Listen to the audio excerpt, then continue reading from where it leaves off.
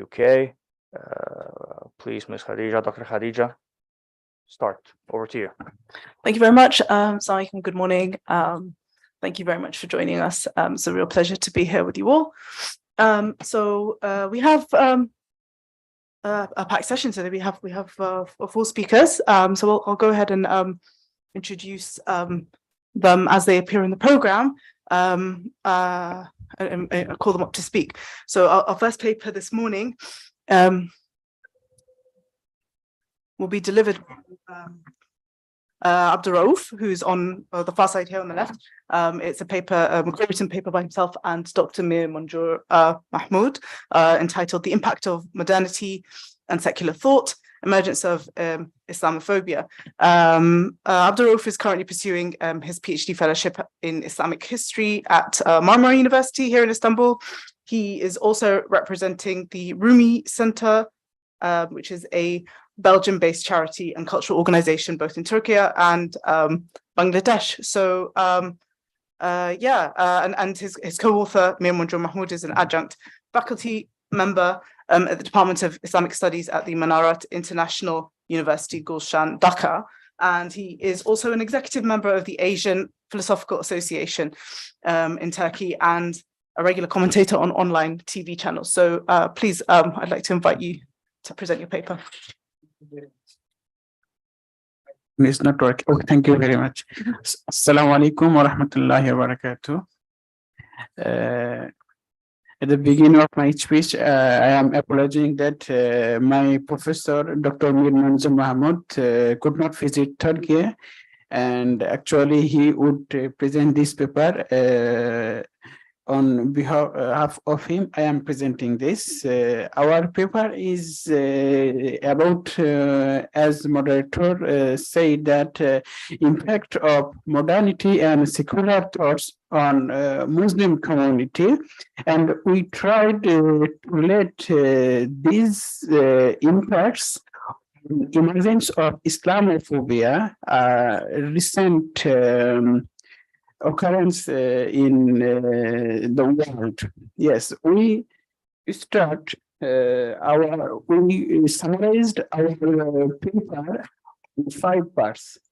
Yes, we start from enmity of Islam, and yes, we showed that enmity of Islam developed and passed by Orientalism, Orientalism studies, and developed and occurred as emerged as Islamophobia, and had a great impacts as modernity and secular thoughts of Muslim community, and affected Muslims' activities and their daily lifestyles, etc., etc.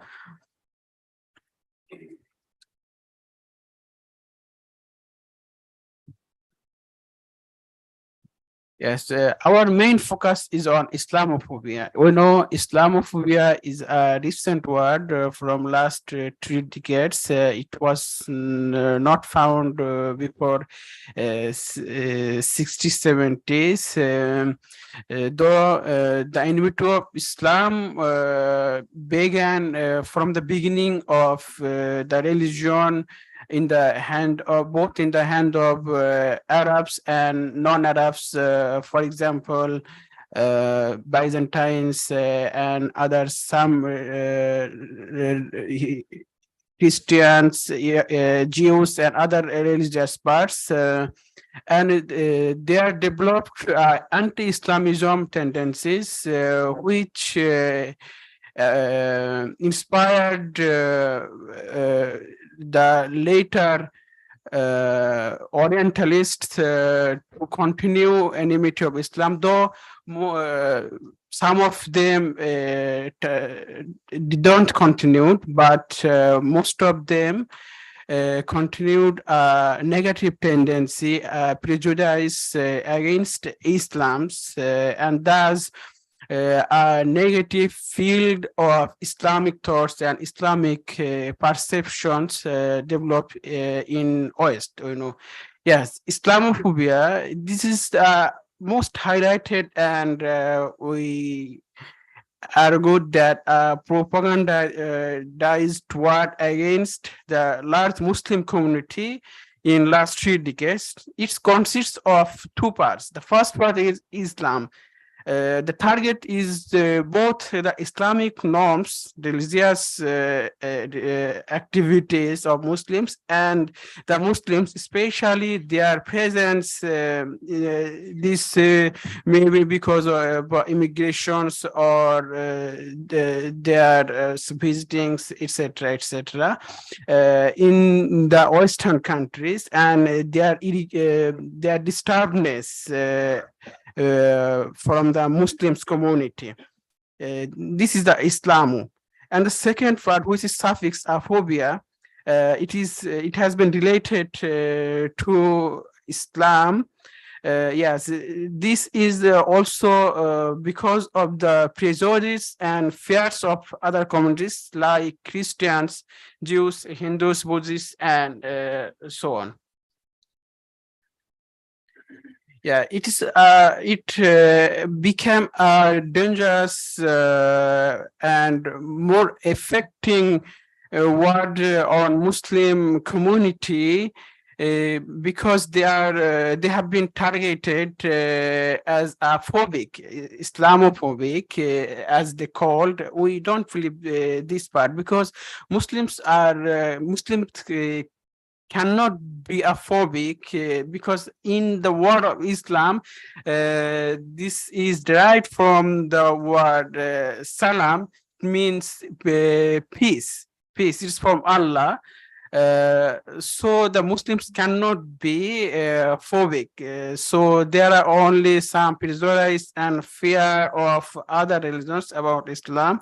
So this term and the situations occurrence made all the world so much busy that many organizations from starting the Runnymede Trust to Islamic Organization OIC to research on this term and occurrence and take some actions followingly.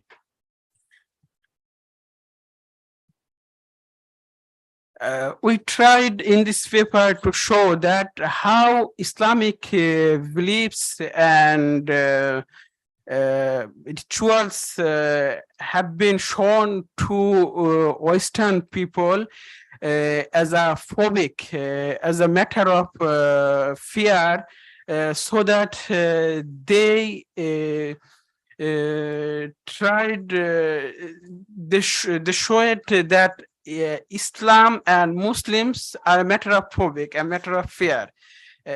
As we shown that Runnymede Trust in 1997 has reported Islam because of a matter of fear that Islam is a static, it is not, does not accept any change, it is separate, and Islam is inferior, and Muslims are manipulative, that they use their religion and other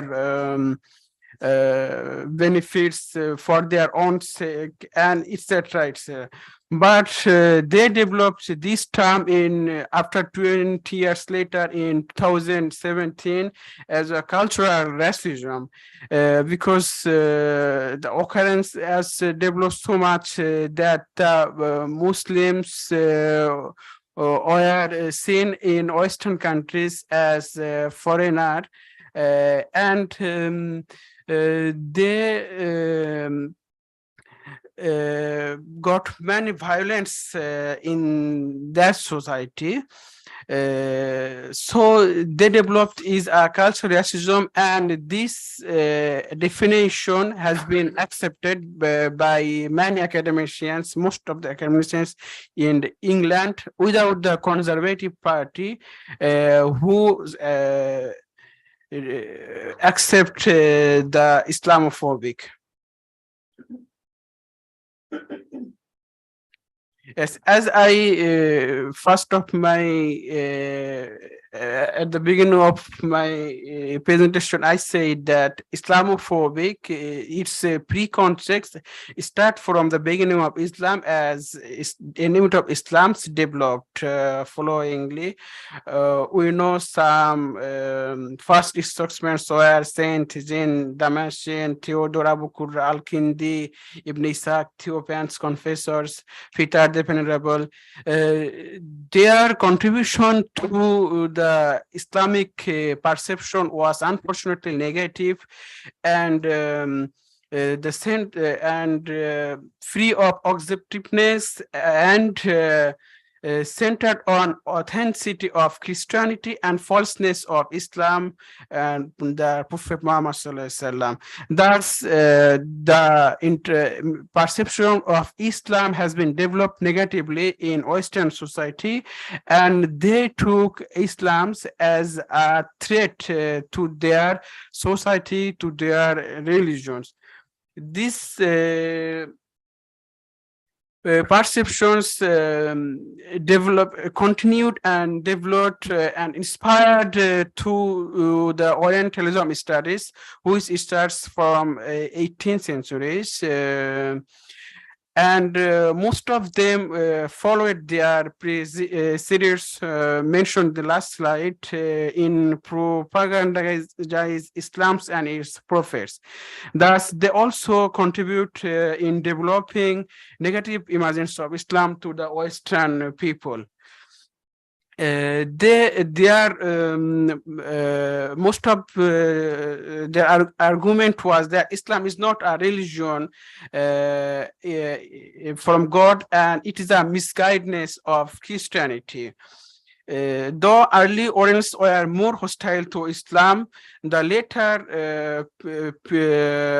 Orientalists like Montgomery Watt, Anne-Marie Schimmel, and some of them were quite positive to Islam, and terminated and gave termination to some previous prejudice of the Western people about Islamic beliefs. But our argument in this paper that Orientalism contributed to Western societies created the perception of Islam and Muslim community, and thus created and thus helped to create a field of Islamophobia, which emerged after the Second World War, as we can say the era of the Cold War. So we can say it the quite a continuity of enmity of Islam from through Orientalism studies to Islamophobia. Though there are some counter agreement also, some of them, for example, Iskandovic and Spati, they argued that we cannot say Islamophobia as a continuity of Orientalism, because Orientalism relates with intellectual thoughts, whether Islamophobia is a public-related and politicized term.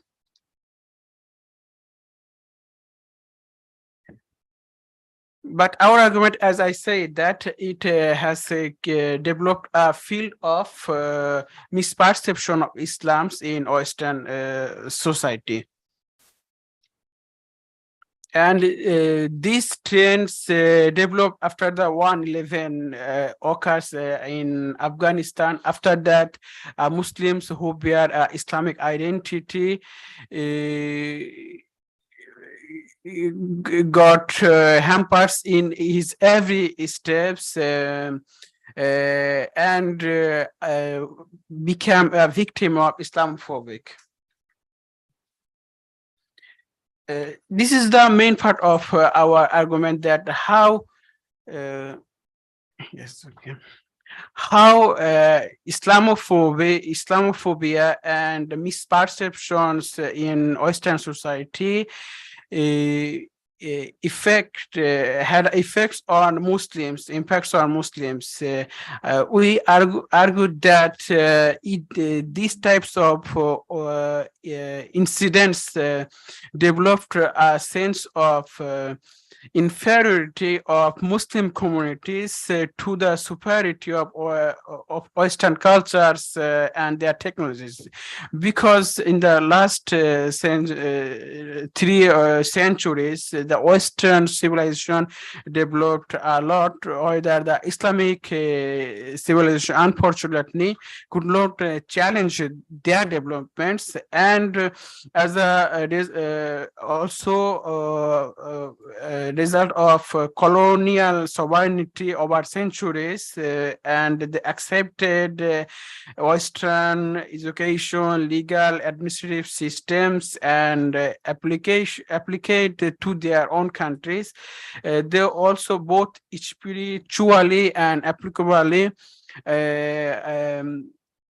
reliable to Western societies. So it is also a matter of inferiority that if they say something about Islam's and Muslims communities, the Muslim community are quite obliged to adopt these types of misperceptions. And we know that to be integrated to European countries or Western societies, Muslim communities adopted, unfortunately, the secular thoughts and modernity. And these trends have been developed a lot by immigrations and recent wars in Muslims countries.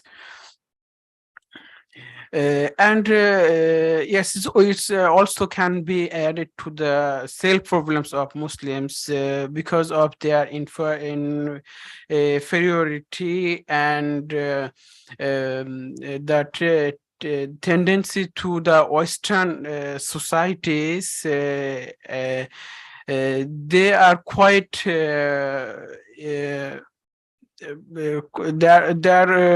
they're quite grounded from the Islamic beliefs and Islamic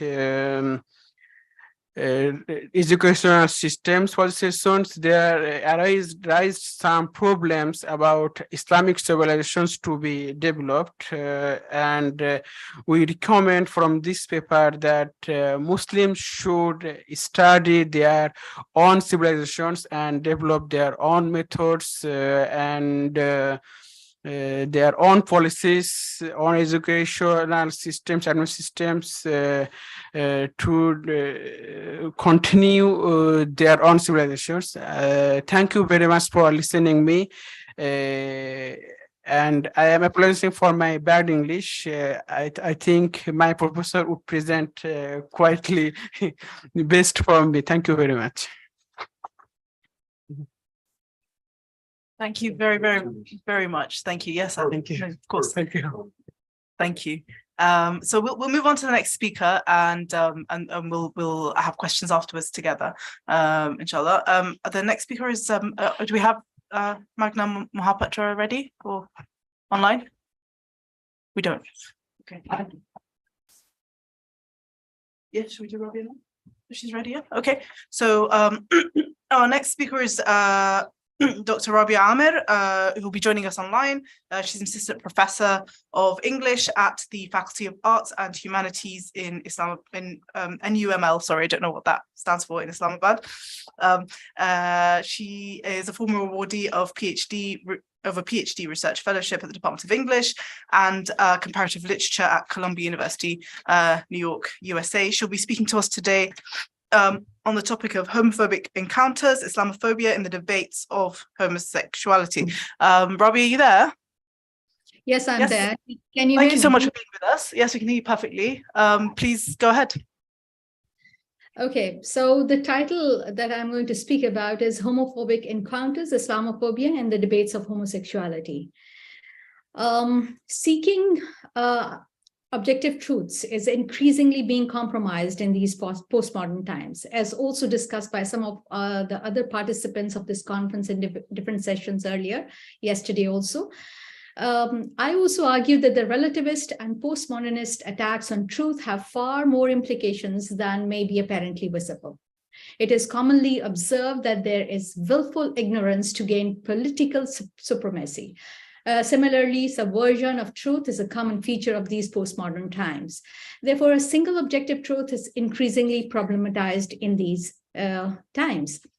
Plato's Socratic dialogue warned us about the false claims to knowledge way before our contemporary postmodern sensibilities. It is commonly observed that the willful ignorance, political spin, or subversion of truth are common features of these postmodern, post-truth and postmodern times. And Islamophobia also comes into play in this narrative. However, when this ignorance is tantamount to cynicism, indifference, or even lying with the intention to deceive, the validity of postmodernity seems to come into question. This paper studies the trajectory of homosexualism and what shape it has acquired in these post-truth, postmodern times. This exploration further weighs out the existence of reality, truth, or post-truth in the rhetoric of homophobic in statements and their implications in these postmodern times. Consequently, the paper discusses some options that may be helpful in seeking some truthful answers in these post-truth cacophonies. It also examines how alternate truths with scientific evidences are problematized simply because they come from the tenets of Islam, hence displaying an Islamophobia that may prove detrimental to the sustenance of humanity on our planet. McIntyre says, and I quote, "Some things are true irrespective of how we feel about them. And that is, it is in our best interest and those in our policymakers to attempt to find them." Similarly, it is time to re-understand. Perhaps it is time to re-understand Emerson's dictum he gave in his series of lectures delivered at Harvard entitled Self-Reliance. He is of the opinion that a foolish consistency is the hobgoblin of little minds. However, it is commonly observed that this consistency or conformity is almost a norm. There are many social psychology experiments that scientifically prove this conformity. Human decisions tend to yield to the majority opinion, as McIntyre would argue, rather than making rational decisions. While Emerson advocates non-conformity, he also exhorts human understanding to be self-reliant and true to the created nature of our existence. In other words, we need to listen to the inner true calling rather than flow on in with the tide of conformity. So can we say that post-truth in the form of is a form of generating apish conformity? Or what is post-truth in the first place? How can we address the baleiny of the post-truths that are being bombarded, we are being bombarded with through social media, literature, film, and social rampages, and creating Islamophobia? These are some of the questions we will engage with in this paper, and this is an ongoing study taking case in point of homosexualism and assorted LGBTQIA movements in general, and with special reference to Pakistan in particular. So in his 2018 book entitled Post-Truth, Lee McIntyre sees post-truth amounting to a form of ideological supremacy, whereby its practitioners are trying to compel someone to believe in something, whether there is good evidence for it or not. In other words, these post-truths jeopardize the actual truths. Additionally, academic hair-splitting sometimes tends to cherry-pick obscenely high standards of doubt towards facts that they don't want to believe, alongside completely credulity towards any facts that fit in with their agenda. GLAD may be cited and as an example, which is a glossary of terms of LGBTQ terms. The question is whether these post-truths are supported by scientific and moral truths, or are banking on their rhetoric on yet another set of truths. As an example, we have Al Gore's 2006 documentary, The Inconvenient Truth, or Merchants of Doubt, a 2010 book by Nomi Orexis and Eric Conway, now made into a documentary also, or Aisha Siddiqa, human rights and land defender and fellow at New York University Law's Climate Litigation Accelerator, talking powerful commentary and giving powerful commentary on the urgent need for climate justice. These are the examples of some real facts about our planet and human existence, and yet there are many deniers of the scientific evidence presented in these or similar documentaries. The post-truths sabotaging the facts discussed in these visuals undermine the objective truths that these visuals discuss.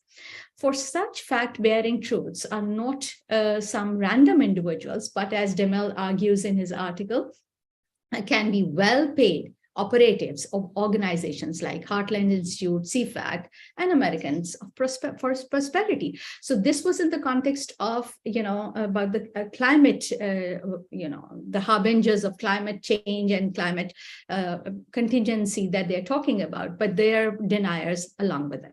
So these post-truths may be seen as not only denying the scientific evidence, but also propelling their brand of narrative with the best possible capitalistic maneuvers to influence popular social, psychological, and philosophical trends. Some of these post-truths are tantamount to sociopathic behavior, as some may argue.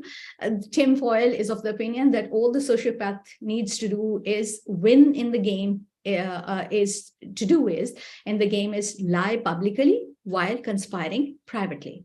So the mushrooming of movies like Joyland 2022, Meme Kahani, a sort of sequel of which movies like Bheetar 2023 are a part of some examples of post-truth, post-modernity, and examples of Islamophobia.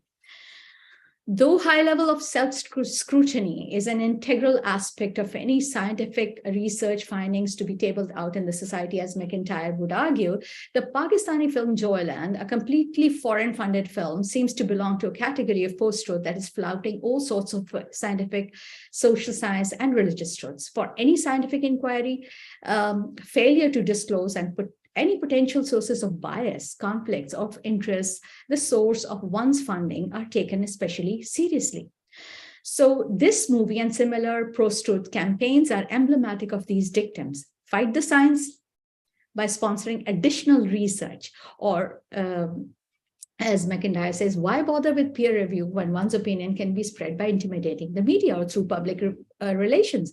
And why wait for government officials to come to the right conclusion when you can influence them with industry money?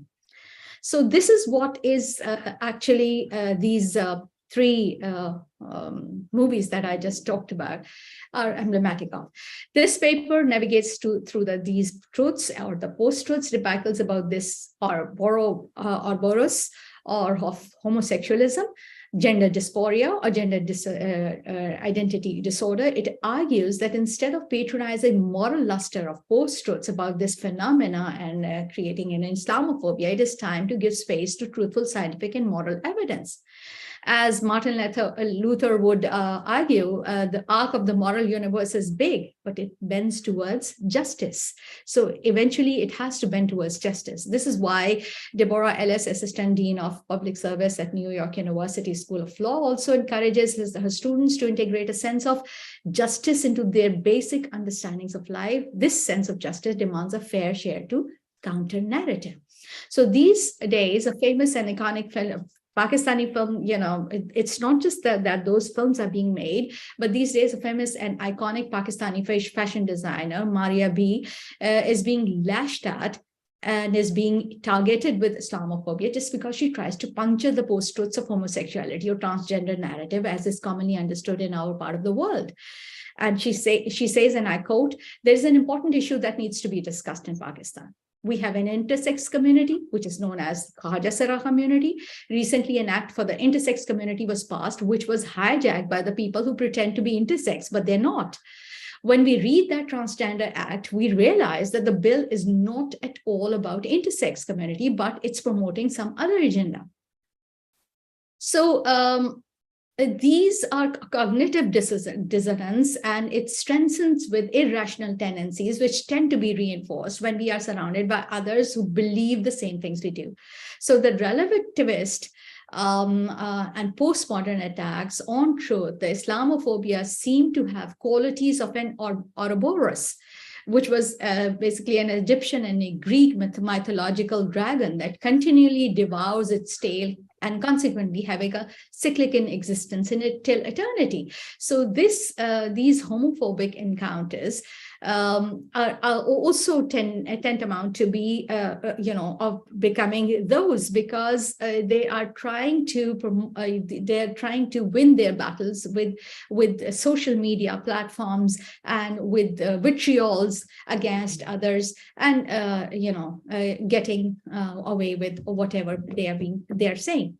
So we all know about the Islamic injunctions about the perverted norms that are being promoted about this transgenderism, but the reckless naivete bordering to insanity, that we encounter in homophobic encounters, the Islamophobia that is being sometimes promoted on social media platforms, may lead to detrimental sustainability issues for our planet. That would be all from my side. If you have any questions, because this is an ongoing study and I'm still working on, in this area. So that's all for now. Thank you so much, Rabia. Thank you. So Rabia, we'll move on to the next speaker, and we'll take questions together at the end, if that's all right with you. So please do stay with us. So our next speaker on my direct left-hand side is Dr. Ali Güneş. He holds an English language and literature degree from Hacettepe University. He completed his PhD in 1999 at Liverpool John Moores University and has worked at various universities, including Ankara Medipol University. He's also authored books and articles on literary criticism, theory, women's studies, and cultural and political studies. He'll be speaking to us today on the topic of literature and Islamophobia, the distortion of the images of Islam and Muslims in John Updike's Terrorist, which he hopefully has with him here. Thank you very much. I'm going to talk about this book today, John Updike's Terrorist. What has been discussed so far concerning the definition of Islamophobia is represented artistically in this book.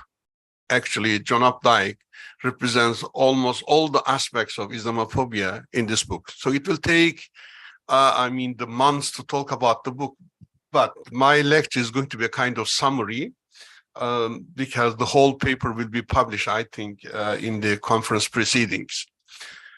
When it comes to my discussion, I'll start with the 9/11, because 9/11 is a turning point in the study of Islamophobia, particularly on the intellectual level. And then after 9/11, there have been a lot of books written within fiction, short stories, poems, and others, representing the sentiment and atmosphere created after 9/11. So when we look at the media or the publications and others, we see that there has been huge increase in the Islamophobic attitudes, manners, activities, hate speeches, and so forth. And particularly politicians like George W. Bush and the ones came after George W. Bush used 9/11 as an excuse, as a means to spread the Islamophobic ideas and ideologies, and to convince the public inside the country and outside to consolidate their, I think, new imperial, interests in the Muslim countries and elsewhere. So they use a lot of means like TV shows, social media, and so forth. But literature is also one of the means used by politicians to spread the Islamophobia. This is, there are a lot of novels written concerning the Islamophobic ideas, like 2084, the end of the year, like Alia Hirsia's Infidel, and then John Updike's The Terrorist. There are many others to fuel the Islamophobic sentiment, through literature. Literature is really a dangerous area it's used for multiple purposes, So the people use literature to entertain, when we travel from one country to another, from one state to another, we take a book in our hand and read and enjoy. And it's also used for a kind of instruction to educate, the moral values, and then the cultural values and so on and so forth. But literature, particularly after 19th century, has been used for political means, then, to represent a political agenda, how politicians use literature to achieve their purpose in political gain, in their propaganda, in their, administration, and so forth. So when it comes to the criticism of John Updike's the novel, there are a lot of criticisms. People, particularly critics, approach the book from different angles, different point of views. For example, there is the argument concerning new colonialism. For example, John Updike uses the terrorist, the novel, to revitalize the Orientalism or neo-imperialism. Also, there are critical views concerning the novel that John Updike just helping the existing political establishment in the United States, that is what the Islamists and jihadists are trying to do in the country, to spoil, to destroy the security of the country, and then you should take your precaution, your measurements to prevent them from taking. As we know, Donald Trump, used or banned certain the citizens from certain Muslim countries to enter United States. And yesterday, brother sitting here said that he was also questioned, and many others were questioned because of their beard, their skin color, also hijab. So therefore,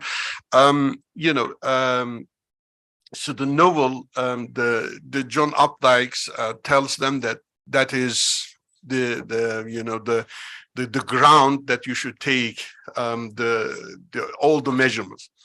But in my lecture, I will focus on three aspects, and then I will summarize my three aspects.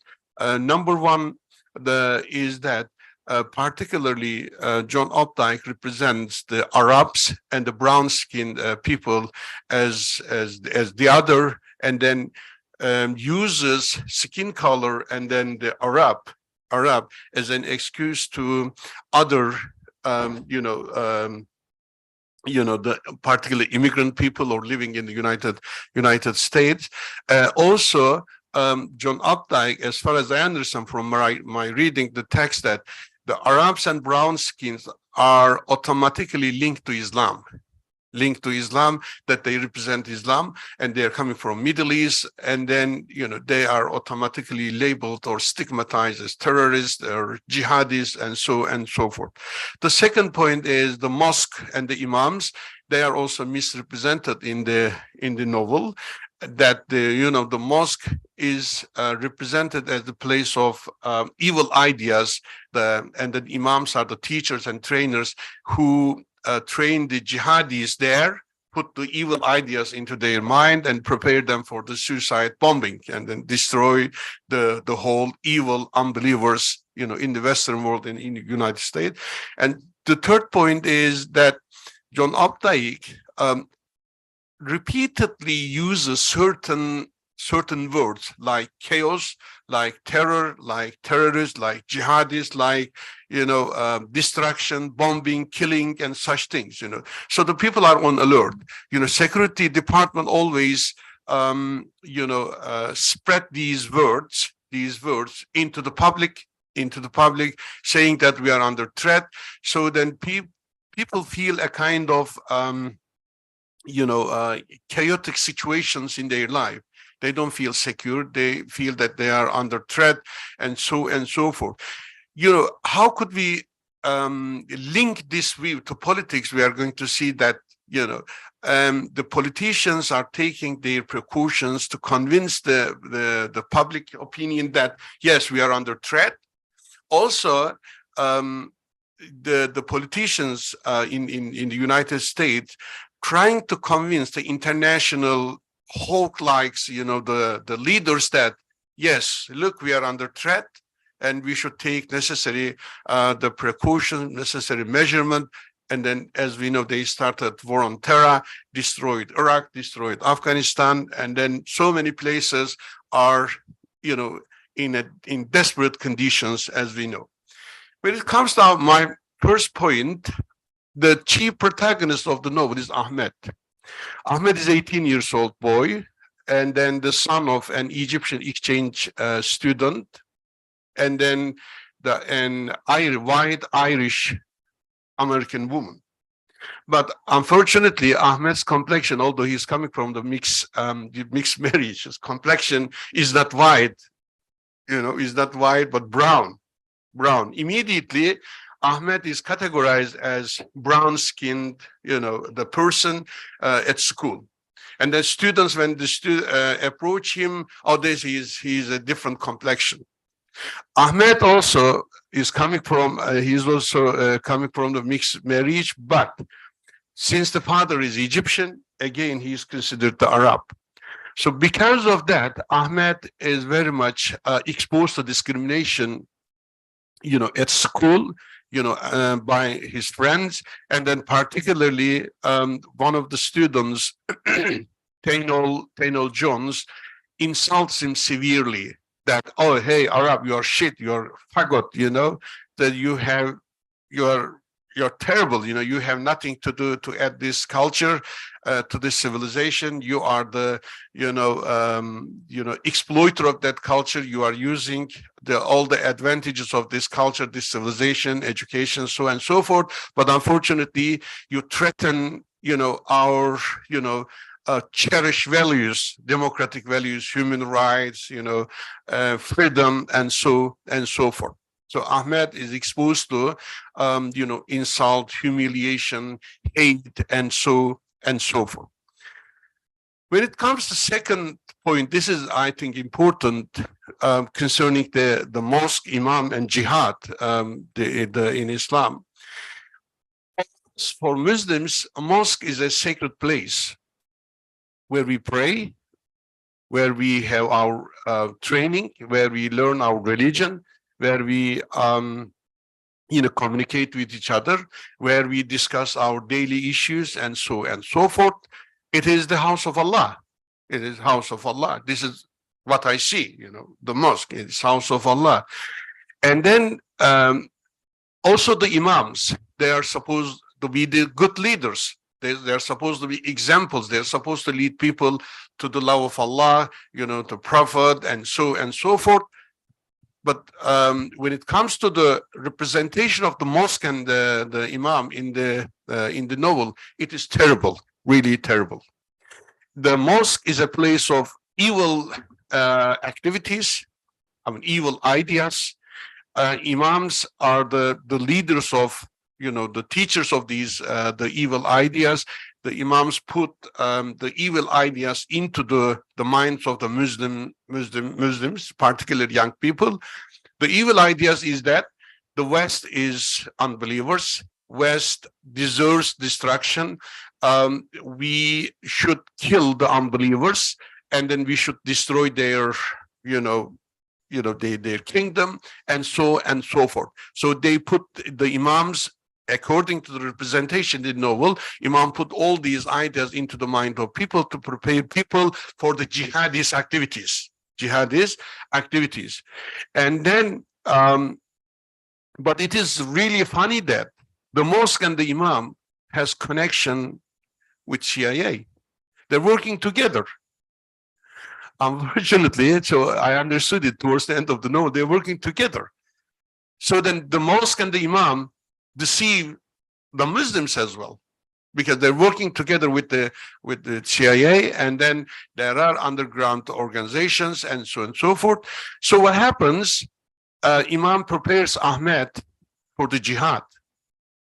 So although Ahmed and his guidance want to go to other college, better colleges, Imam asks Ahmed to be truck driver. Then guidance, the Jack Levy, the Jewish guidance, tells Ahmed that, Ahmed, what the hell are you doing? You know, you're a smart boy, you're an intelligent boy. Are you going to be a truck driver? Ahmed says, this is what my Imam wants. But later on, when Ahmed got the license, Imam finds him job in the Chabab furnishing company owned by the Lebanese brother, the families. And then the Lebanese family went to United States in the 1960s with their money. They established a store selling used and the old, new and old furnitures to the black people. Then Ahmed gets the license and becomes the driver. So what happens after Ahmed becomes the driver, then Charlie from the Chabab, the company, gradually prepares Ahmed for the jihad, telling that America is an unbeliever, a country of evil, is a big Satan, exploits the Muslim countries. You know, they are killing Muslims in Iraq and Afghanistan. You know, America protects Israel. Israel kills Palestinians, and so forth. You know, gradually there is an indoctrination that Ahmed says, okay, I will pay it for with my life. And then I will blow up the Lincoln Tunnel and then kill thousands of people. Then they misrepresent the jihad. Actually, the meaning of jihad is very much manipulated, because in the Western media and in the novel, the meaning of jihad is only given in a sense that Muslims are supposed to kill all the unbelievers. You know, this is that kind of fear is into our mind, into the mind of the Muslim, that yeah, jihad means kill unbelievers, you know, kill all of them. But the jihad has different meanings as well. You know, when you look at the Muslim history and when we look at the hadith of the Prophet Muhammad, peace be upon him, jihad has been used in multiple ways, multiple meanings. The best definition, maybe you don't like, Graham Fuller, he has a book called A World Without Islam. A World Without Islam is a very nice book, you know, although many Muslims do not like Graham Fuller as CIA agent, but I like the book, you know, I read the book several times. He defines jihad very, very nicely. Yes, jihad, on the one hand, jihad is a term that Muslims use for defensive purposes. You know, when someone attacks us, what the hell do they expect us to do? Sit down and say, shlap? No, we are not going to sit down. We are going to do the job, you know, defend ourselves. You know, this is very, when we look at, so he says that at the time of the Prophet Muhammad, peace be upon him, the jihad was used for defensive purposes. When the non-Muslims, when the Islamic enemy attacked the Muslims, they defended their, they stayed and they defended themselves.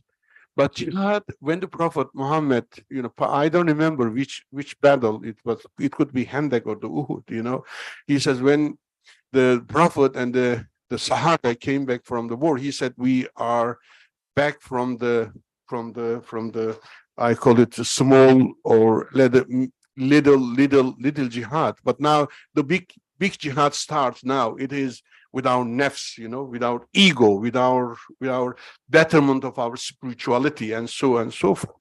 So then he defines very, very clearly, very nicely, you know, maybe if you are interested, you can read it in the paper, you know, I put it there. Finally, I'm running out of time, and, you know, and then finally, by using the Arab and the brown-skinned people as being threat to the security of American society and the culture and so and so. Also, Imam is the mosque is the place of evil ideas. You know, it is like the jihadist camp, you know, so then people are trained and educated there. Imams were there, the leader, the gang leader there, and then close connection with the CIA, international, you know, the American intelligence service, CIA. And then what happens in the final stage in the novel, John Updike always use the certain words: chaos, threat, terrorist, terror, destruction, killing, and so forth. He always repeats these words, and then make people believe that, yes, we are under threat. So the security officials, security departments, Secretary for Home Security, always holds a press conference, before the cameras. Hey, American people, hey, the world, look at, we are under threat. We are about to be destroyed by the jihadis, by the by these terrorist people, the Muslims, They're always pumping fear and then chaotic feelings into the society to keep society in alert. Then it makes the politician jobs very easy, because in order to start your campaign against the other, you need some kind of support from public. First, you need from the public. Then the people, when the leaders start, taking action against the Muslims, the public will say, hey, look, they are doing the best. They're protecting our life. They are creating an imaginary enemy to keep public on alert and under control. And then secondly, by representing the whole situation in such chaotic, insecure position, also the American politicians also need to convince the international compradors, international friends, that look, we are under threat. The whole Western civilization, white Western civilization, is under threat. So we need to take action. We need to take action. The war on terror. So the war on terror destroyed the Iraq, as we know, occupied in 2003, and then Iraq has been deleted out of map, and then there are sectarian wars, there are conflicts, and the whole country has been destroyed, and many innocent people, Muslims, were destroyed there. When you look at Afghanistan, Afghanistan again was occupied because of the, Osama bin Laden's, attitude. But still, I believe Al-Qaeda and Osama bin Laden is fabrication. This is what I believe. There is no Al-Qaeda. When I look at the ISIS was created by CIA. Everyone knows it. Everyone knows it, to control the area. So still, I believe that Al-Qaeda is a fabrication, to create the imaginary enemy to control the rest. So the novel serves all these purposes, and then artistically represents Islam as a religion of terror, and the Muslims as jihadis or terrorists. And then he is trying to give the message to the reader that this is the whole situation. Then we must do something to act against those jihadis, those people.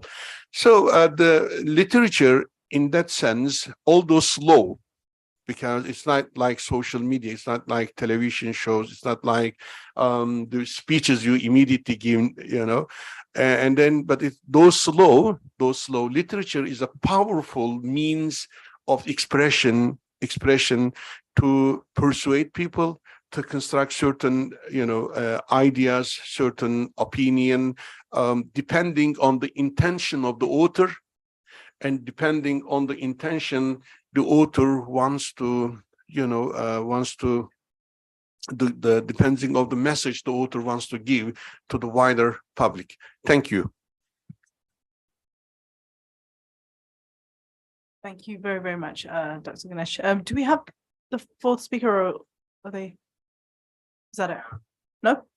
Okay, so unfortunately, we've lost our fourth speaker, which is a shame, but it does mean that we've got plenty of time for questions and discussions. So I'll open the floor for that now. Please feel free to direct any of your questions to any of our single speakers or to all of them. Should we go with brother at the front and then Fahd? السلام عليكم ورحمة الله تعالى وبركاته. Dr. Abdul Qadir Shashi, Professor of Islamic Economics and Islamic Economics and Finance at ISU University. Mr. Ali Güneş was our director of the institute. Now he's left us to somewhere else. But yes. Anyway, what I'm going to say is that this new Islamophobia, this Orientalism, like Brother Abdullah was mentioning, this literature that Dr. Ali Güneş was speaking about, all this attack on Islam and Muslims is not new. Even the Prophet ﷺ, during his time, he was called, before receiving the revelation, he was called as-Sadiq al-Amin, the truthful and the, but when he received the revelation, and the revelation required that Muslims should not drink khamr, should not do this, should do that, that was too much for them. So they start telling him that he's kadab, that he's sahir, that so it's not new. And the Prophet ﷺ, during his early time, he did not bother about these things. He let them say what they say. It's only after Fath Mecca, when he said, he instructed some of his people, he said, during Fath Mecca, he said, everyone who enters his home is secure. Anyone who enters the house of Abu Sufyan is secure, except 4 people, I think, where he said, kill them wherever they go. Because they not only they rebel against him or they rebel against Islam, but they were doing more than that. And if I this brings me back to in the 1980s, late in 1980s, Salman Rushdie wrote a book, The Satanic Verses, and nobody knew about him. Nobody, except that some people mentioned him, and then he made a big issue about him. I remember there was a professor from Canada, Egyptian, I forgot his name. When we told him, we brought him back to Bangor. I was studying in Bangor, North Wales, that what should we do about such people who do like this? Khomeini at that time, he said that Rushdie should be killed. But I forgot his name still, that we don't need to do so. Prophet, as I said before, when he was told Sahir and Kadhab, he did not do anything. Because you have to look at things case by case. Don't generalize. Even now we are talking about Islamophobia in the West against Muslims. We cannot generalize. Not all the Westerners are against Muslims. Yesterday we spoke about Esposito. Despite that he's not Muslim, he spoke very well about Islam and what. And Dr. Ali Güneş, you just mentioned that the enemies of Islam, they infiltrate us. They create some people who act against Islam in the name of Islam. You mentioned ISIS, you mentioned Al-Qaeda, now we have Shabab al-Islam in Somalia, there is Boko Haram in the Western Africa. These are all infiltration, these are all created groups so that they can distort Islam from within. So we should be aware. And these people, they are terrorists. Yes, I consider them terrorists because not only terrorizing the West, they are terrorizing the Muslims themselves. And we are talking about Islamophobia. I think there is also among us Westernophobia.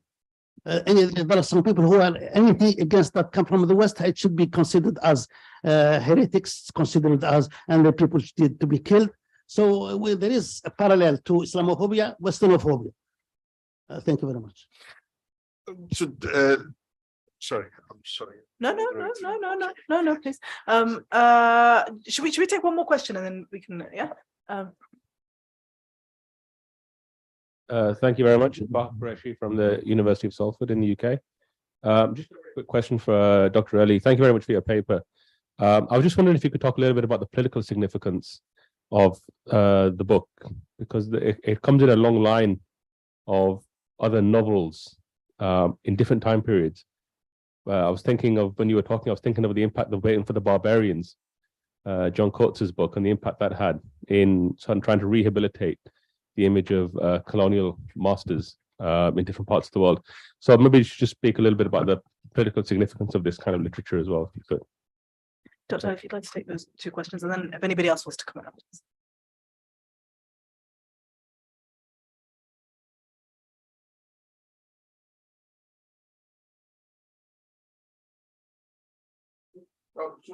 I'm waiting for other questions. No, I said, please do take Old man, I'm old as well. No. Take that. Oh, the professor, we used to work together when I was working for Sabahat Islam University a couple of years ago. And then I'm just like Gypsy, traveling all the way, from one university to another.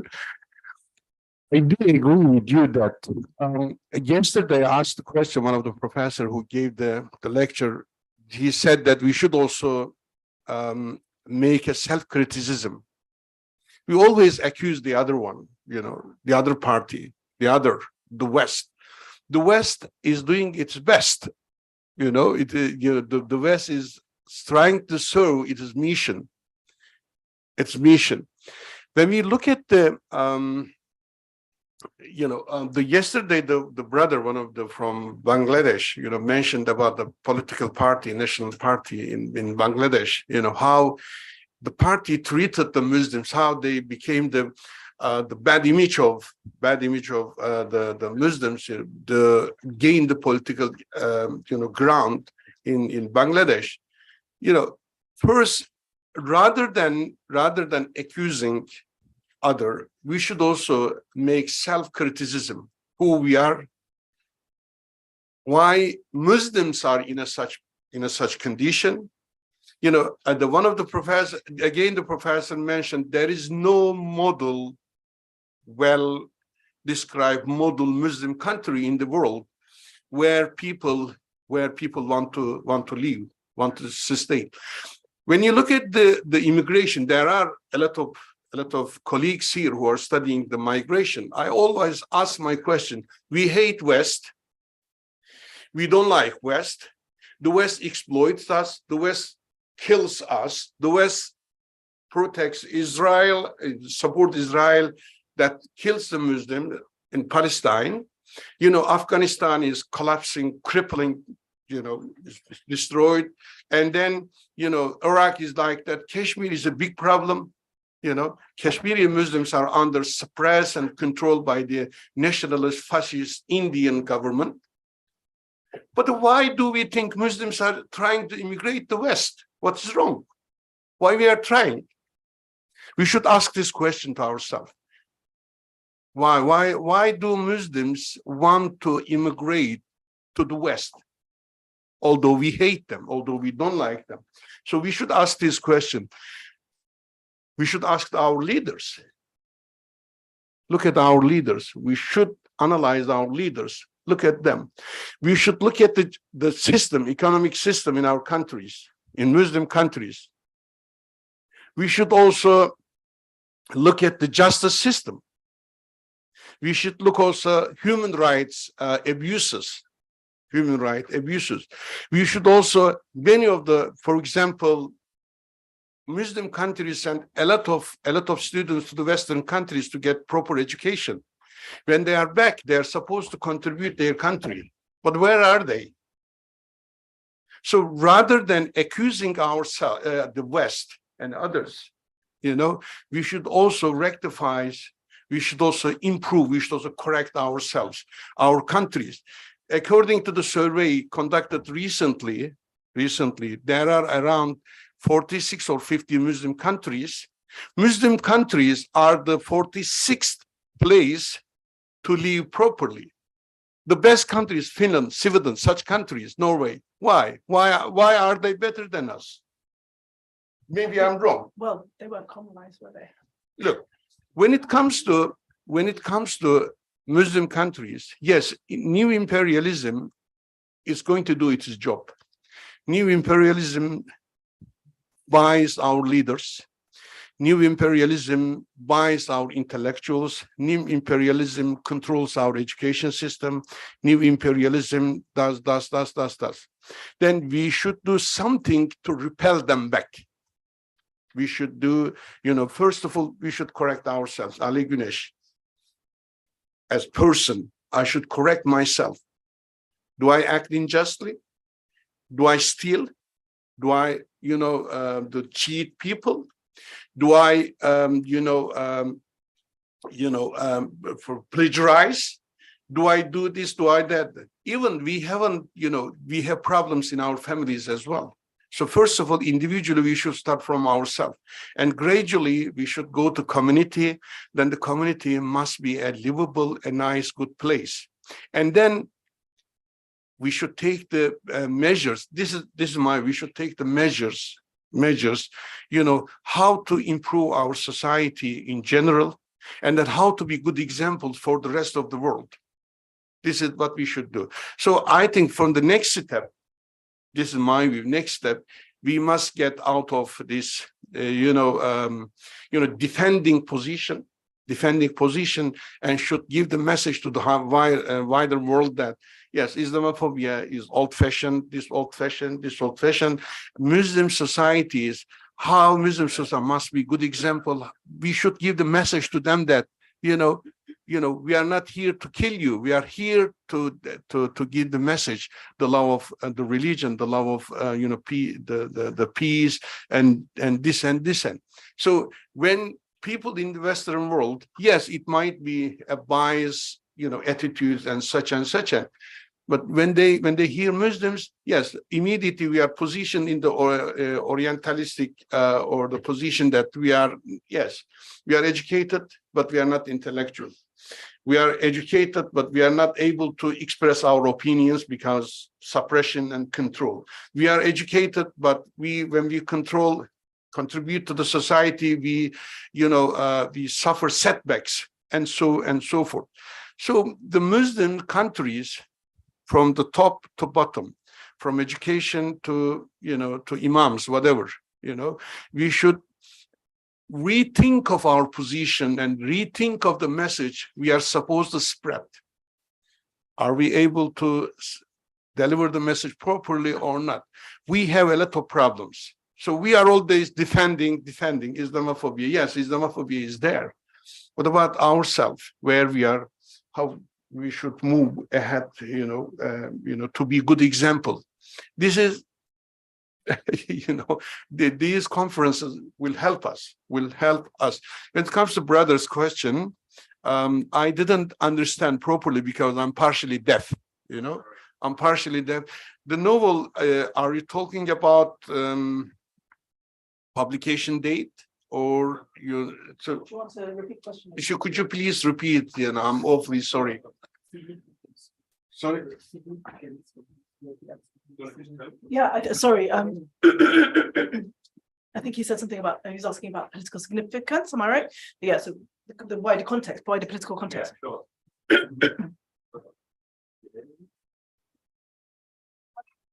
It's working? Yeah. So I was just asking about the political significance of the book.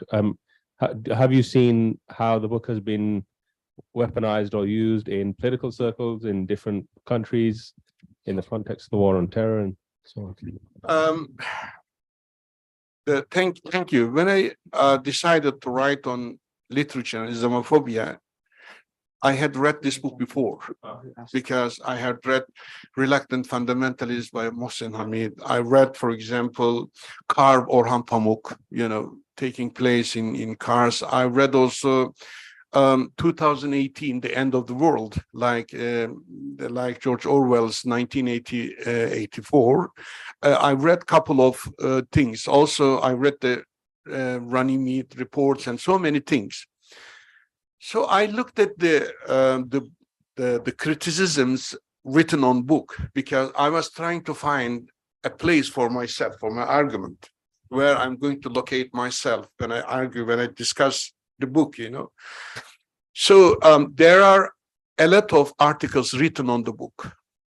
There are a lot of articles written on in Turkey as well. There are a lot of articles written on book and then in the wider world.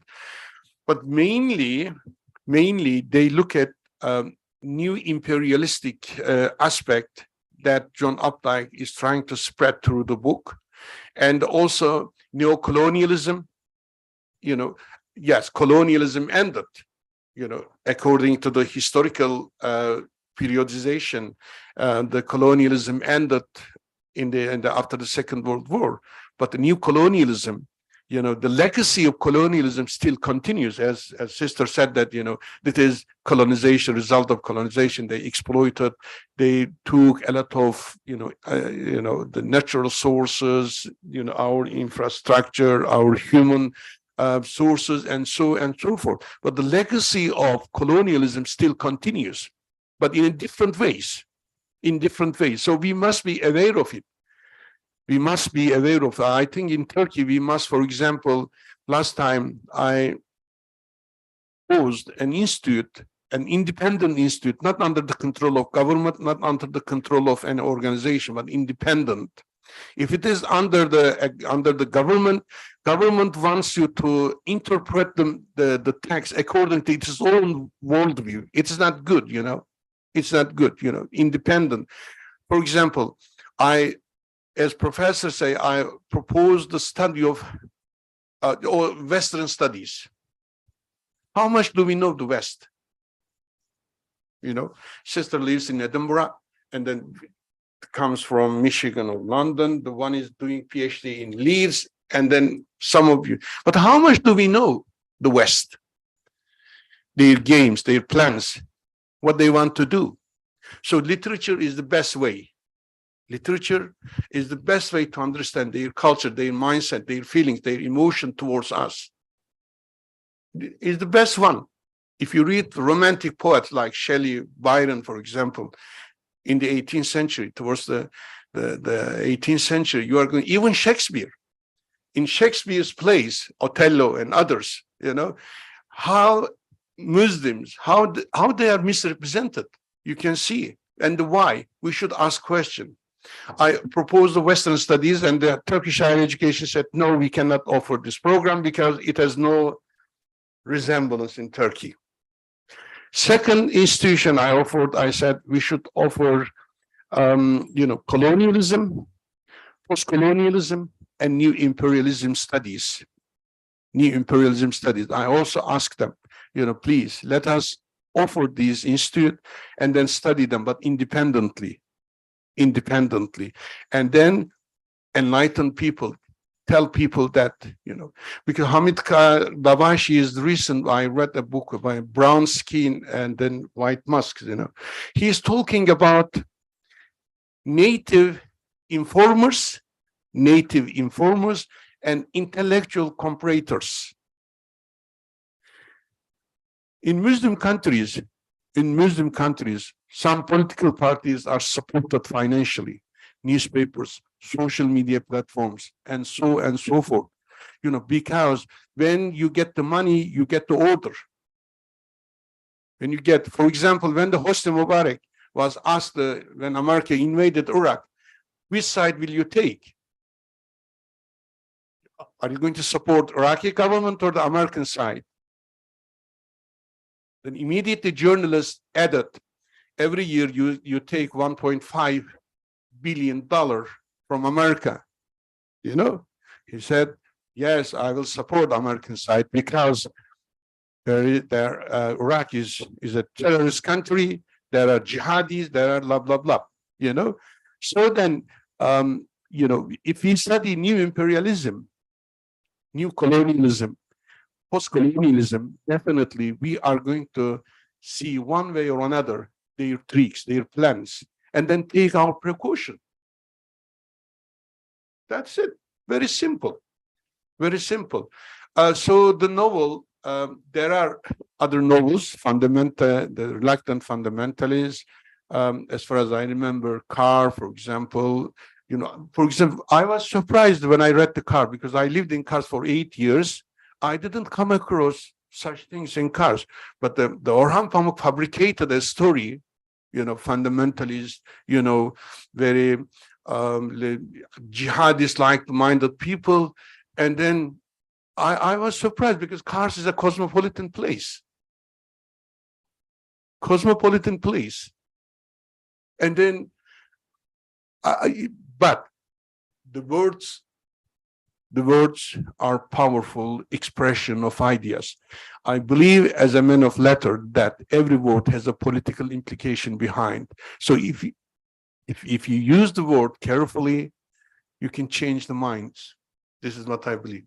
Thank you. Thank you. We'll move on to another round of questions, but just before we do, how was this received? Was it widely received? Was there a lot of engagement, or was it sort of more of a marginal book when it was published?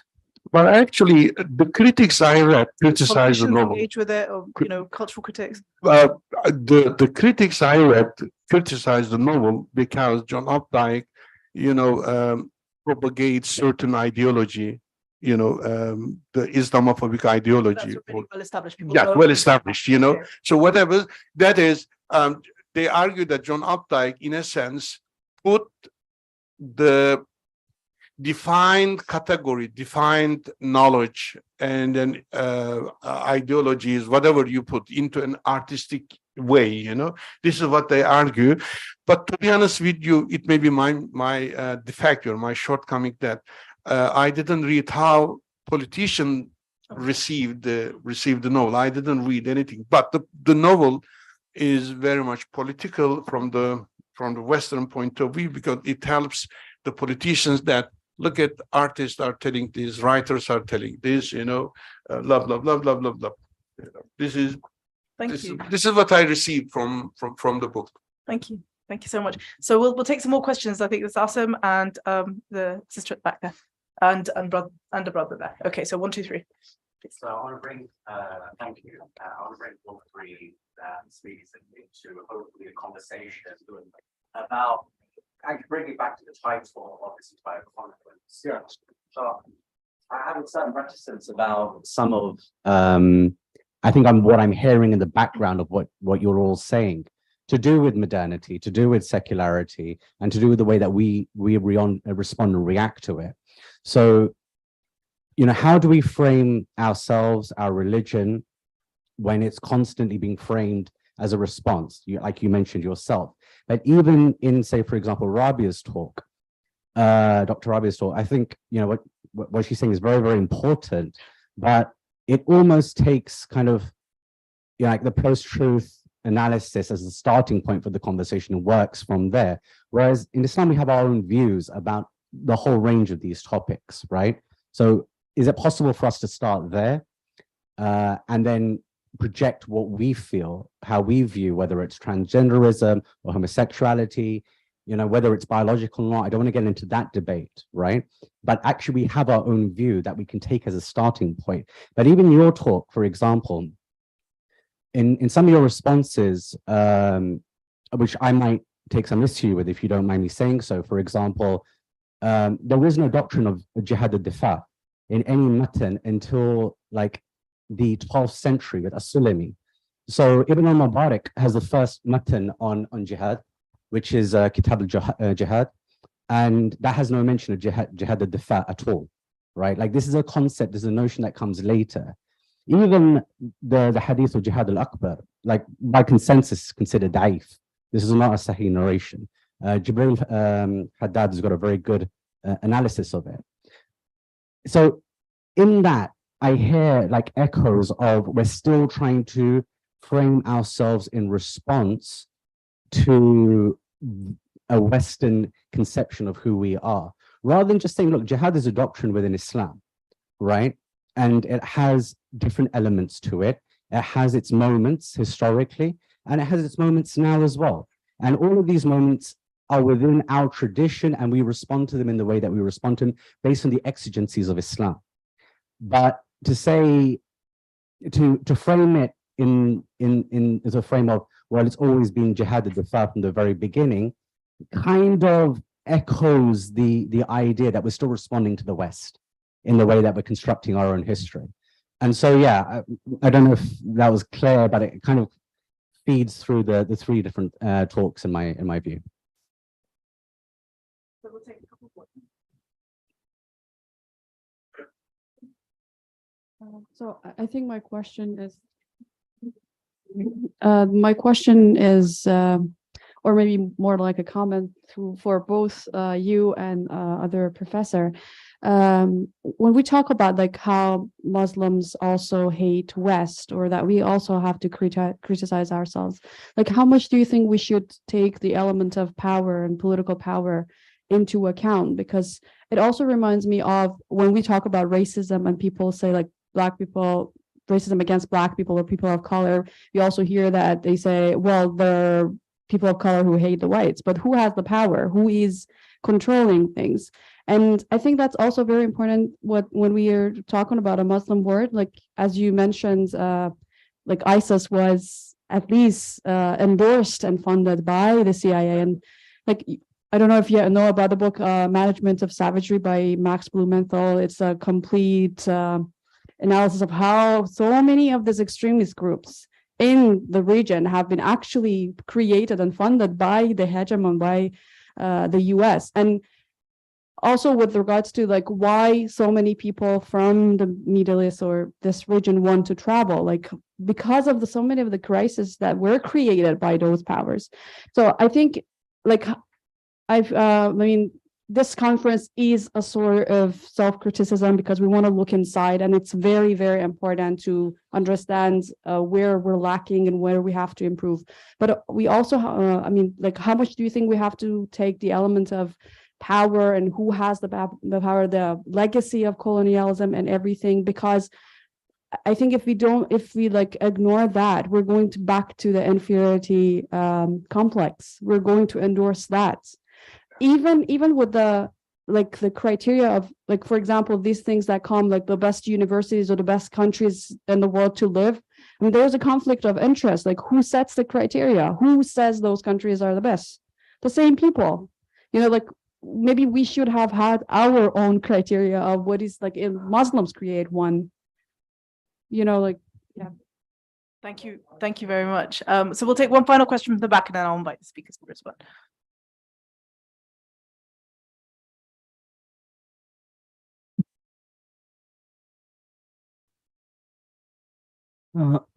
My name is Irfan Ahmed. I'm a professor of anthropology at Ibn Khaldun University. So I enjoyed all the three presentations, but my question is to the last one, to Professor Ali.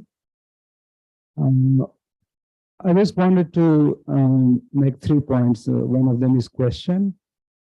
So you could also see, make a connection with White Tiger, the novel, which was written by Arvind Adiga, and it was given Booker Prize. So the theme of the novel itself is not terrorism, it is about the rise of India in relation to China, but off and on throughout the novel, there are a strong depiction of Islam and Muslim as inherently violent. And also the way the Muslim culture is depicted in the novel is deeply Orientalist and informed by anti-Muslim Hindu nationalism. And also one has to think that the novel was given the Booker Prize. You know, recently, I think last year probably it was even made into a film. So there is one point. The question that I have is this: I was a little bit lost when you were describing the plot of the novel, and I want you to plot.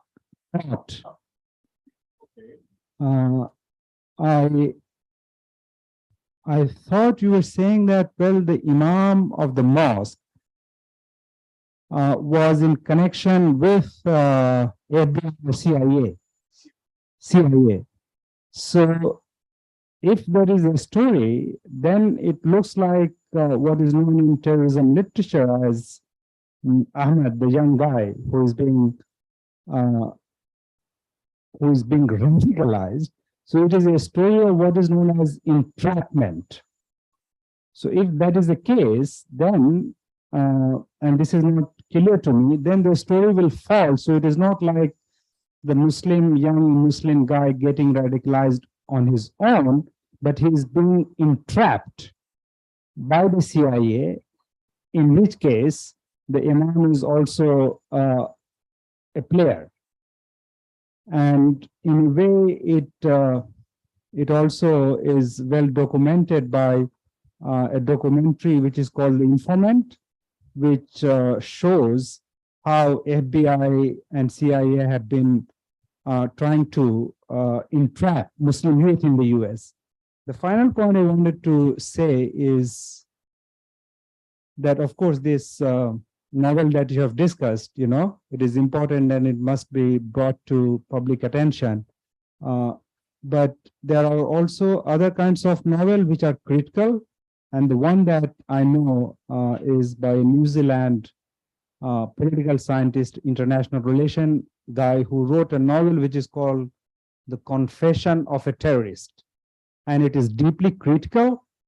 It shows all these things that you are talking about, the operation of imperialism, and the question of justice is the main thing at the center of the novel.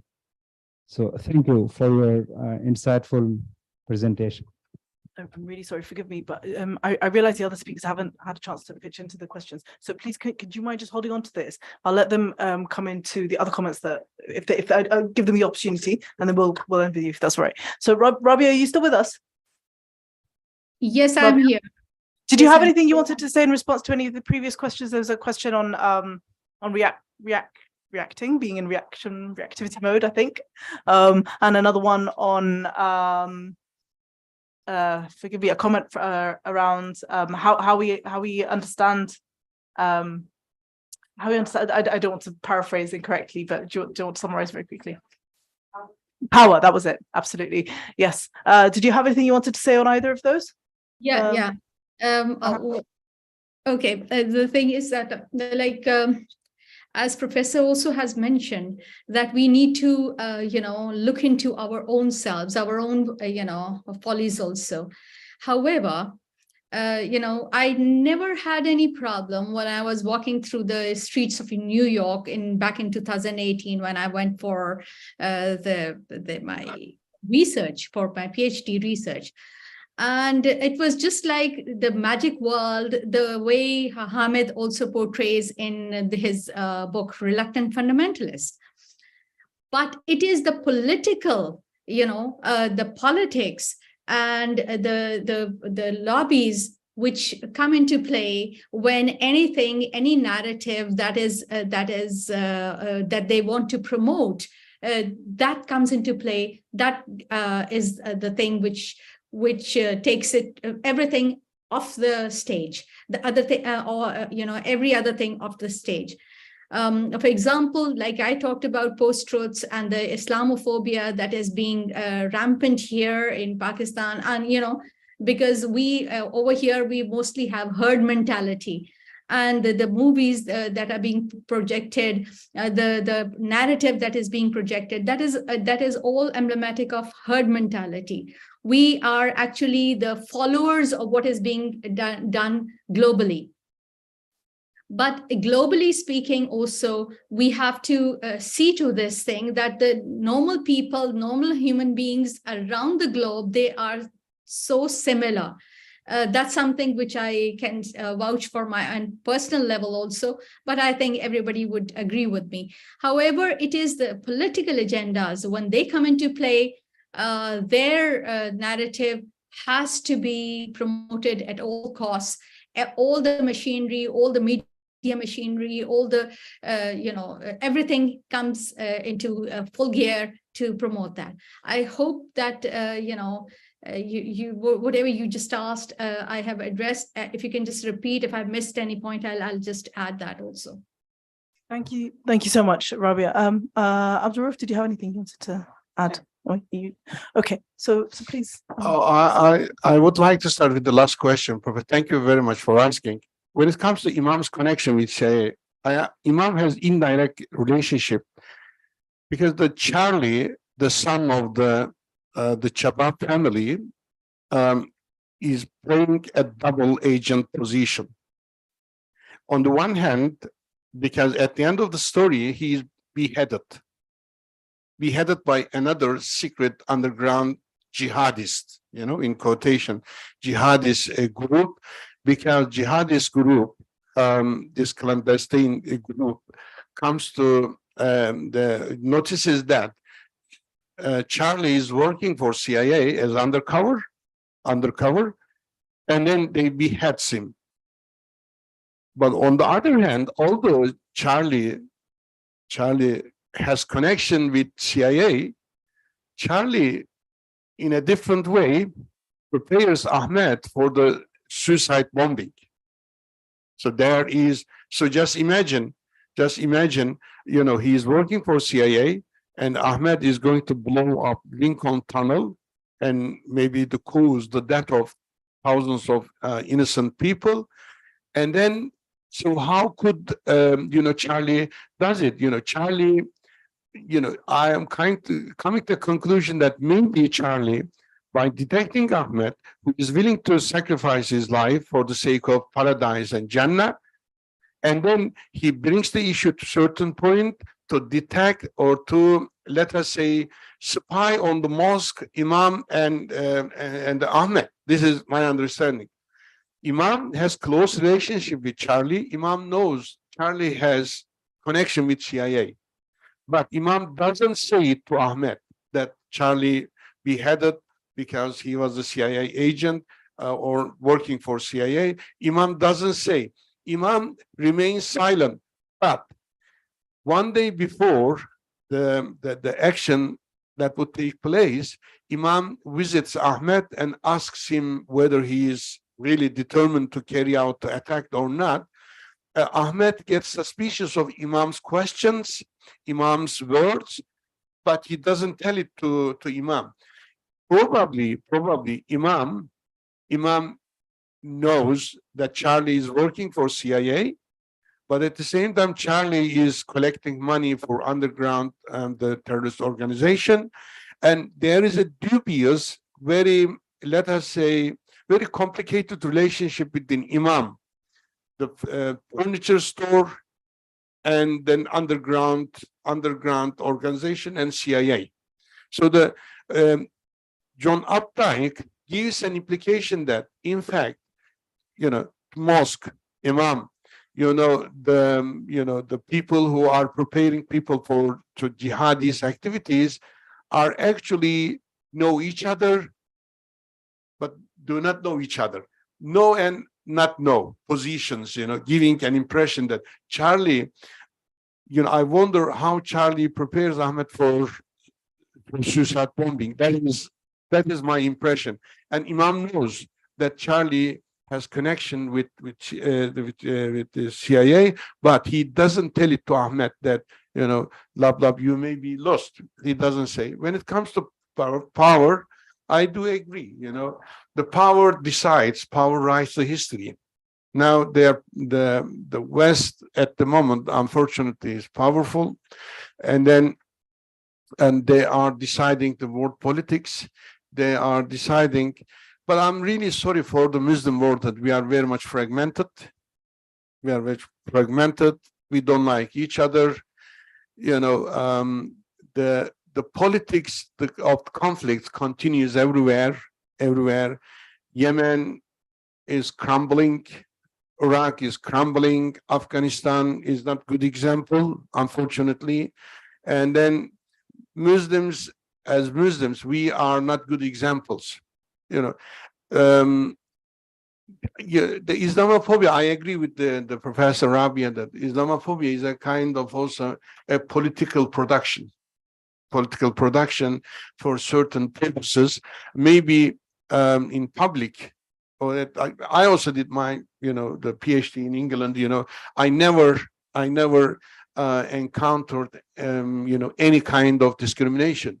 Maybe I'm white, I'm different from the brown-skinned people, but even my professor, for example, when she offered me alcohol, I said, I'm sorry, I don't drink. She was surprised and asked me, why don't you drink? I said, I'm Muslim, it's not allowed my religion to take alcohol. Since then, she was very respectful. I visited her several times in Edinburgh as well. She never offered alcohol. Even she was telling me that, Mr. Ali, if it is against your religion, don't visit church, cathedrals, and so forth. There may be some extreme cases in academia, it's everywhere. It could be in Christianity, it could be in religion. But the power is important. Power writes the history, unfortunately. Can I add one point here? Yes, please, Rabia, please. Okay. Yes, Professor Ali is right about this thing. I was thinking of that since the books, like for instance, we have our novels like Map of Lost Lovers by Nadeem Aslam, or our Lady Alice Bhatti by the other writer, the other writer, I've just forgotten his name. But the thing is that we as the writers also from our part of the world, from South Asia also, they are promoting the same kind of Islamophobia, or they are giving, ambience of that, and they're giving field to others to have this Islamophobic comments to be passed generically or over our, part of the land, or our narrative, or Islam, or Muslims, and in general. So generalizing, overgeneralizing, like Updike's book, Terrorist, this is overgeneralizing. He cashed upon the time and the 9/11 incident and all those things, and there we go. But we also need, as writers from a Muslim world, also need to see what we are promoting, what we are tabling on what we are putting on the table. So that's something to be looked into. Thank you, Rabia. I can see a couple of questions before we are running out of time, but I just want to sort of interject a little bit into the question of power. Excuse me. So it's really wonderful to hear how supportive your supervisor was and colleagues, and to hear from everybody else as well. But I think that the point about power, correct me if I'm wrong, but perhaps what you're trying to say is that, it's not quite on the same, you have one-to-one interactions, which are, pleasant and supportive, but then you have the structure within which we function and exist, and, as academics, pursue careers or put forward, want to engage as equals with everybody else. And structurally speaking, those are skewed to privilege and support a majority and elite. Well, not majority in terms of, white supremacy, basically. There's no other way of putting it, right? And that puts Muslims at a disadvantage as well as other minorities. But I think that might be what you were trying to get at. And so I think that's something maybe to bear in mind in our conversation. But I see there was a hand at the back. And also Professor Abdulkader will come to you. So please, yes. Someone want to bring a mic to Sister? Perhaps because... I am deaf. Thank you. When you are old, you cannot... You're not old.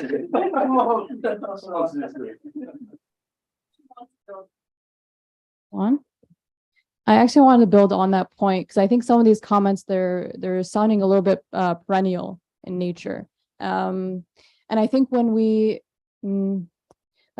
when you talk about the Muslim world being fractured and looking at the West as in, New York is magical, these are still nation states that have, consolidated their power through zulm, through oppression. So regardless of how we're perceiving it or how we're experiencing, our experiences in those nations, they are structurally built to oppress any sort of Islamic paradigm from coming to a position of Sharia, right? So talking about the nation state, it's completely eviscerated any option for the Sharia actually being something that Muslims imagine. And I think that when she was speaking about power, that's really something important to keep in mind in our conversations. But yeah, I just wanted to know if you have any thoughts on that. Thank you so much. We'll take one more question here. She's got the answer here, Because the nation state. Well, I have a couple of things to say, but maybe let's do this, and then we'll come back to you, and also give Rabia an opportunity, and Abdurrauf if he wants to join us as well. Professor Ali, you did mention that you ask rightly why people are going to Muslims, we go to the West. Yeah, why? So as Dr. Rabia was saying, that overgeneralization. Okay. We generalize, like the West are, when they write books like this, they generalize all Muslims, all dark skins, all Arabs are terrorists. Some of them, not all of them. But at the same time, also we Muslims we blame the West as anti-Islamic. Not all Westerners were anti-Islamic. I lived in UK for last 45 years or so, since 1979, and I'm still living there. My children and grandchildren are living there peacefully. I never had any problem with anyone, as you said, yourself lived there. I am good relation with my neighbors, and because I don't interfere with their lives and their the person I mentioned before, the doctor that was when he spoke about Rushdie, Jamal Badawi, he was saying that we should take case by case. We should not take the law in our hand. We should not do things that are anti-Islamic, that goes against us as Muslim, rather than do things. So we should not generalize like the Western. Some of the writers Western generalize that all dark skins and all Arabs are terrorists. There are some of us, some of the Muslims, who say that all Westerns are anti-Islamic, all the West are this and that. So we need to be careful and need to take things case by case. Thank you. If I ask you a provocative question, why do you live in United Kingdom for more than 25 years? After 10 years, I was given the remain to stay, and then I was given the passport. All my children and grandchildren are British now. So then, but I lived for 10 years in a Middle Eastern country. I was kicked off. They told me when in my contract, they told me get out of the country. sure. That's what. Anyways. Persecuted their own country. They run away and find the peace in those countries. Okay, brother. Professor,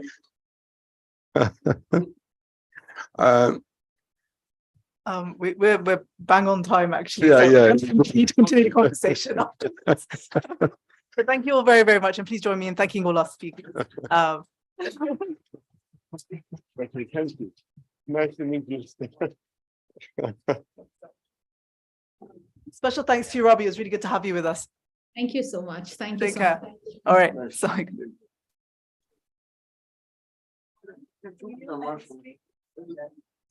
Huh?